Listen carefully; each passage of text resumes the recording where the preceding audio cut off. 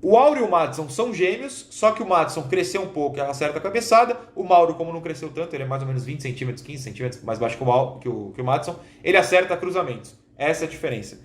Minha análise estatística é gêmeo do Maddison. A diferença, acerta mais cruzamentos, o Maddison acerta mais cabeçadas. Bolinho. Faquinha e garfo. Peraí. Pedação. Ó. Esse é bom, hein? Esse é bom, hein? Ó, ó, ó. Bolinho. Pegar o garfinho, né? Claro. Calma. Cortei. Nossa, ele é fofinho, que delícia. Bolinho de chocolate. Amo. Amo. Pode ligar.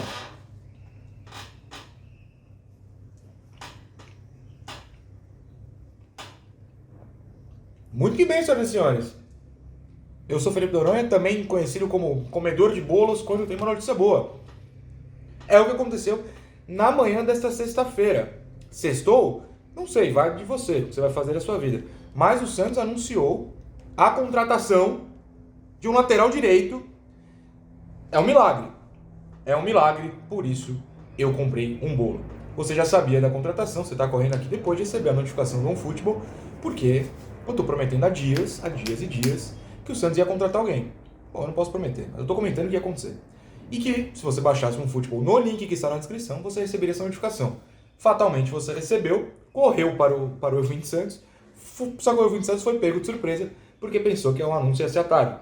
Desci para comprar um bolinho, fiz a propaganda do OneFootball, que você, repito, baixa aqui no link da descrição, e agora estou pronto para, 1, comer bolo, 2, falar de um lateral direito.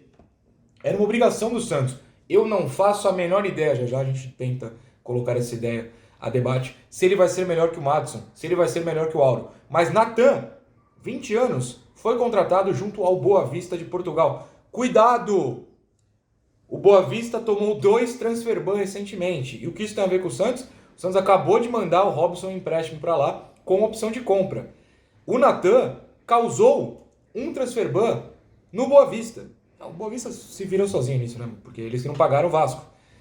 Tomaram o transfer ban ano passado. Esse ano eles tomaram outro transfer ban quando contrataram o Rami, zagueiro francês. Parece que eles já pagaram o que estavam devendo, mas o Santos que fique, ó, de olho aberto, porque mandou o Robson por empréstimo para lá, com opção de compra. Se os caras não pagarem, complica para nós. Mas isso é pro futuro, vamos falar de Natan. Repito, lateral direito, o Santos contratou um lateral direito. Eu tô até atônito, né, com essa informação, porque realmente é uma situação rara, né? O Santos foi buscar uma solução para a posição mais carente do elenco, mesmo tendo 2 jogadores, 2, claro, que não solucionam nem no ataque, nem na defesa. E aí você pode perguntar, o Natan vai solucionar? Não sabemos, mas é, primeiramente, uma aposta criativa. Se você não sabe, e eu não sabia até outro dia, o Atlético Paranaense tinha tudo certo em junho para contratar o Natan junto ao Boa Vista, ofertou até 11 milhões de reais, só que o Boa Vista negou. Não foi anunciado ainda quanto o Santos vai pagar, a gente vai ficar de olho, até pode comentar depois, é um vídeo de notícias e tal.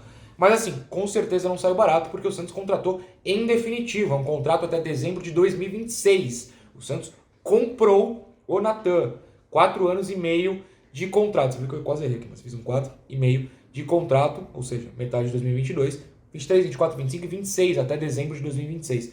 E por que isso ainda é mais importante?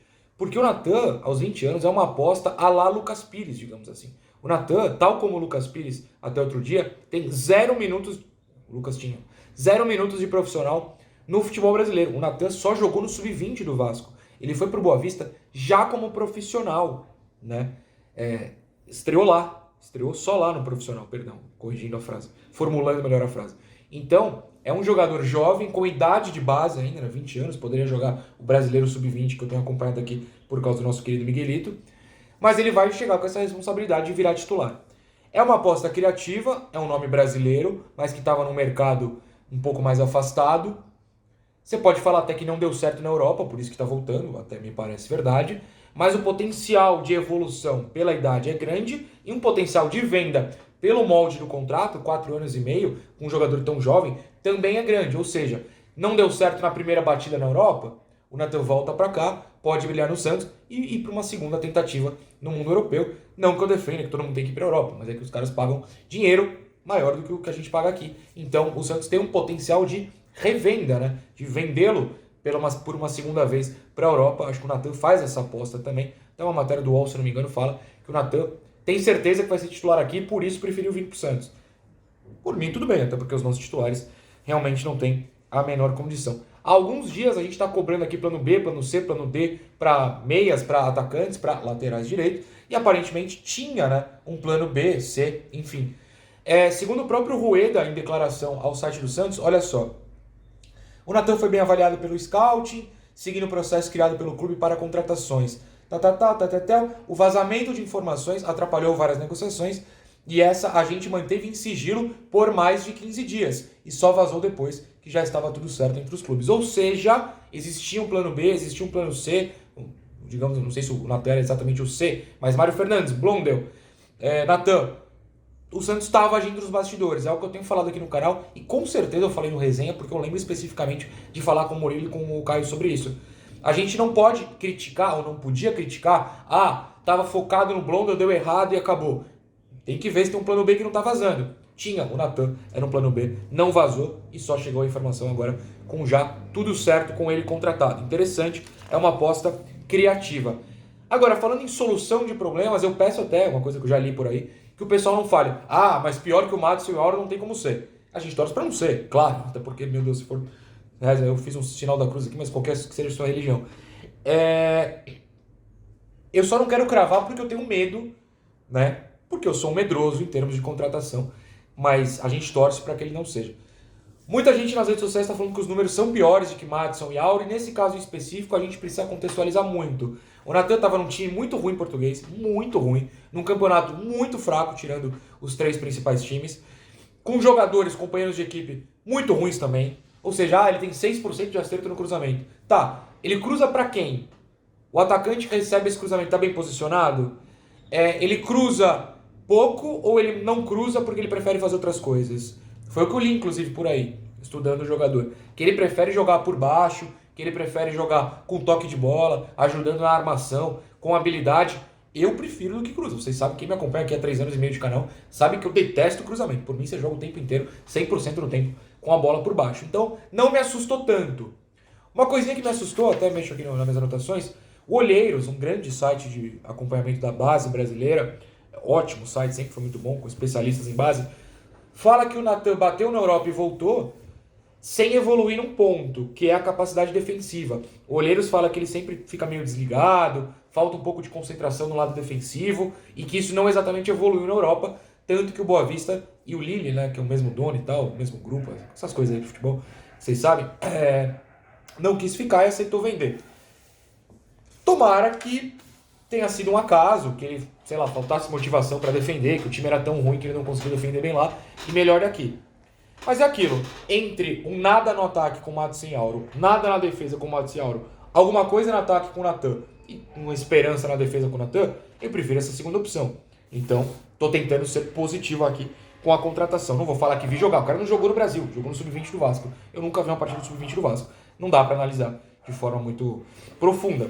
Os números podem não animar, mas ele é muito mais novo que o Madison, muito mais novo que o Auro. Ele pode aprender, ele pode estar naquele viés de evolução, né? Naquela linha de evolução que é normal para um jogador de 20 anos. Torçamos para que isso se prove em campo e principalmente na defesa. Agora, se no ataque ele já ajudar o Ângelo ali pelo lado, eu já estou feliz, né? Ter uma alma passando para o Ângelo não jogar sozinho já me deixaria muito, muito feliz. Bom, Perdão. 2022, então, o Santos deve fechar na lateral direita com esses 3, né? Não acredito numa contratação. Além dessas, pode surgir a qualquer momento, claro, não sei. Mas vamos partir do princípio de que é o Natan e pronto. Aí o Madison e o Auro que se vê na reserva. Primeiro, por mim, tudo bem. Segundo, qual é o plano para 2023? Já que Madison e Auro não vão renovar, e se renovar o Santos tem impeachment na hora. Não é assim que funciona, eu tô brincando, mas só uma hipérbole antes que reclame. O plano é contratar um jogador para ser titular no lugar do Natan, analisar o Natan nesses 4 meses finais de 2022 para ver se precisa ser um titular ou um reserva para contratar no que vem, ou A aposta é, o Natan é titular desde agora, e ano que vem a gente contrata o reserva, sobe o Cadu da base, sobe alguém da base. Eu tô interessado em saber qual o plano para 2023. Claro que a gente só vai ter uma resposta em janeiro, fevereiro do ano que vem, mas o contrato ser longo não significa que ele é titular absoluto, significa que tem um lateral. Precisa ter dois, precisa ter um reserva, pode ser ele, pode ser um outro contratado. Quero saber qual é o plano para 2023, se é parar por aí ou se vai vir alguém, quem sabe até superior, e o Santos só aproveitou essa possibilidade de mercado, trouxe o Natan e vai dar uma segurada para 2023. Acho importante a gente pensar nisso. Ontem o Luiz Fernando, que é torcedor do Atlético Paranaense e já participou aqui em pré-jogo, pós-jogo, enfim, falando do Atlético no canal, me mandou um link que ele escreveu no blog dele, blog do Luiz Fernando, olha só, falando sobre o Natan quando o Atlético estava fechado, supostamente, com ele em junho. Foi bem no finalzinho de junho. Você procurar notícias do dia 29 de junho, ou seja, 1 mês e 6 dias, tinha notícias cravando o Natan no Atlético. Acabou não dando certo, ele preferiu até vir para o Santos, mas o Luiz estava me passando, né? Pô, fica de olho, eu escrevi, pega as informações, pesquisa também, sobre como lá em Portugal ele jogava mais, às vezes até de meia, um pouquinho de ponta, chegou a jogar de zagueiro, não exatamente lateral. Eu fui pesquisar de fato, até o Luiz fala no blog dele, o Boa Vista joga muito no 3-4-3, né? Então, vou usar um exemplo bastante exagerado. Pensa no Kimmich na seleção alemã, que joga, o Bruno jogava até outro dia no 3-4-3. Ele fica dos lados, com 3 zagueiros atrás. Ou seja, em quem coloca posições, parece que ele é um meia, né? Porque ele tá lá na frente avançando, mas tem que voltar para defender. É assim que o Boa Vista jogava muitas vezes lá no Português. Então, o Natan tinha uma retaguarda com vários jogadores, 3 zagueiros atrás, por isso avançava mais. De repente, aqui, que ele vai jogar de lateral mesmo, vai ter mais espaço até para evoluir na questão defensiva. Torçamos para isso. Mas é um cara que gosta de armar o jogo, como o pessoal do Olheiros falou. Lá no Boa Vista jogava de forma mais ofensiva, até pela tática. Então, acho que do lado ofensivo, o Santos conseguiu uma coisa bastante interessante. Ele tem poucas partidas como profissional, né? Ele só jogou 24 no primeiro ano, 34 no segundo, ou seja, 58 partidas como profissional. Nem 100 jogos tem, digamos assim. É muito pouco, é realmente uma aposta do Santos. Bom, acho que por hoje é isso. A gente faz uma abertura do Natan.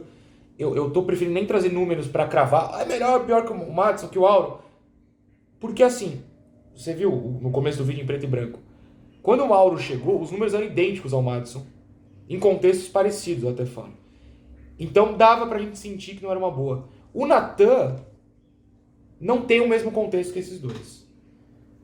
Então eu tô preferindo esperar pra ver na questão numérica. Por isso que eu já até falei, 6% de acerto nos cruzamentos, nesse primeiro momento, pra mim, não é relevante. Pode se tornar relevante se ele começar a cruzar muito e errar. Eu espero que isso não aconteça. Vamos ver. Não é a contratação do sonho? Não é. Eu nunca sonhei com o Natan na minha vida. Mas está longe de ser um pesadelo no primeiro momento.